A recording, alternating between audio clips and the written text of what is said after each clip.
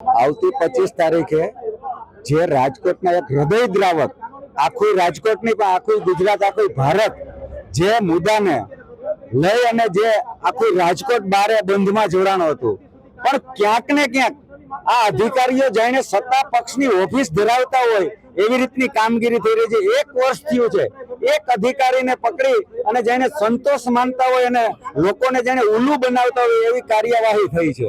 આવડી મોટી ઘટના બની હોય તો એના માટે જે પણ જવાબદારો હોય, પદાધિકારીઓ હોય, શાસક પક્ષના હોય, અધિકારીઓ હોય, એના માટે એની વિરુદ્ધ કોઈ પણ જાતની કાર્યવાહી કરવામાં નથી આવતી। એટલે ક્યાંક ને ક્યાંક આ મોટી લોકો માટે જે રચાયેલી કચેરીઓ છે એ સત્તા પક્ષની જેને ઓફિસો બનીને રહી ગઈ હોય એવું બિહેવિયર થઈ ગયું। કોંગ્રેસે પીડિતોને આમંત્રિત કર્યા છે, પણ ક્યાંક ને ક્યાંક આ સત્તા પક્ષના જોર જુલમથી પીડિતો પણ ક્યાંક ને ક્યાંક ડરી રહ્યા હોય, અથવા તો પોતાને મહેનતાણું નહીં મળે, અથવા તો તમારી ઘર ઉપર જેમ મુખ્યમંત્રી શ્રીની સામે પેલા બેને ફરિયાદ કરી હતી એમનું ઘર તોડવાની નોટિસ આપી, એવી રીતે ક્યાંક ને ક્યાંક આ પીડિતોને સરકાર દબાવી રહી છે અને એનું કામ અધિકારીઓ કરી રહ્યા છે। ફાયર એનઓસી વગર કોઈ દિવસ કાંઈ પણ જે છે એ શક્ય નથી, ત્યારે આ જે ગેમ ઝોન છે એની ફાયર એનઓસી ન હોવા છતાં પણ એને કેમ મંજૂરી મળી, એ સિવાય આને આજે 1 વર્ષ થવા આવ્યું છે, પણ જે કહેવાય ને કે નાની નાની માછલીઓ જે છે એની સામે કાર્યવાહી થાય છે, પણ જે મોટા મગરમચ્છો છે ભારતીય જનતા પાર્ટીના જે શાસકો જે છે, પદાધિકારીઓની જેની પણ આમાં સંડોવણી છે એની સામે હજી સુધી પણ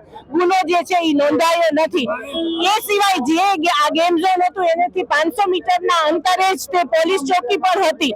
આ જે ગેમ ઝોન છે એનો જ્યારે ઉદ્ઘાટન સમારોહ હતો ત્યારે પણ મોટા મોટા અધિકારીઓ પણ એમાં સામેલ હતા, તો પણ આ જે અત્યારે પીડિતો છે એને કઈ ન્યાય મળ્યો નથી। માત્ર થોડી સહાય આપી અને શાસકો છે એ પોતાની ખાલી વાહવાહી કરે છે, પણ જે હકીકતમાં આમાં ગુના જેને આચર્યો છે એની સામે કઈ કાર્યવાહી કરવામાં નથી આવી। આ ગેમ ઝોન જ્યારે થયું ત્યારે ત્યાં માદક દ્રવ્ય જે છે એના પણ અવશેષો મળેલા હતા, તો પણ હજી એની ઉપર પણ કઈ કાર્યવાહી નથી થઈ। ત્યારે આજે 1 વર્ષ થયા છતાં કોઈ ઉપર પણ ગુનો નોંધવામાં આવ્યો નથી। એના માટે થઈ અને આજે અમે પોલીસ કમિશનર શ્રી પાસે આવ્યા છીએ।